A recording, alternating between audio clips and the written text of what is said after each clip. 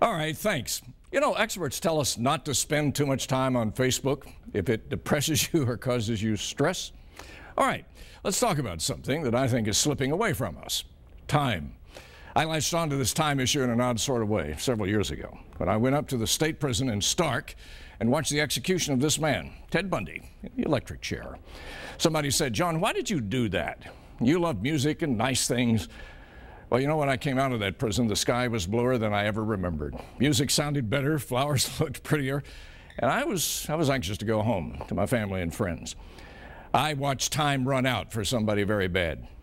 Experts tell us if you get provoked about something on Facebook, it's time to lay off for a while and realize that, things are not always what they seem, that there's a lot of good in the world that's going on all around us, all the time. In our hospitals and schools and medical treatment centers, churches, temples, and synagogues. And it's everywhere in nature, especially at sunset. After watching a Facebook blogger get upset with me for using caps the other day instead of upper and lower case, I decided it's time to talk about something really important. And that's how we use our time.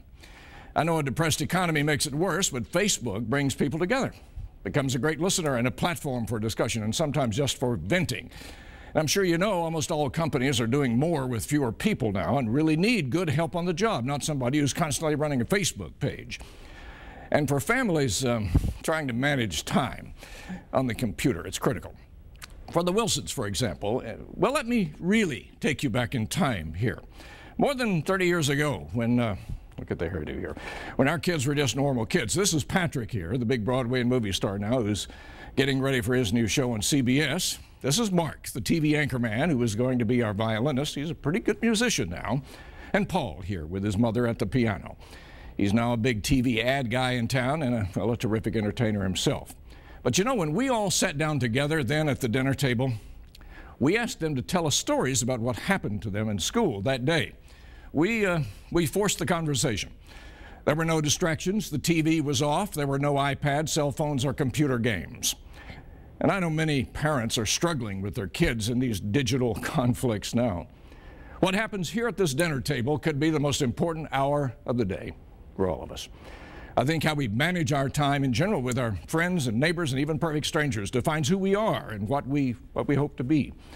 Parents need to know those passwords the kids are using and try to monitor their contacts.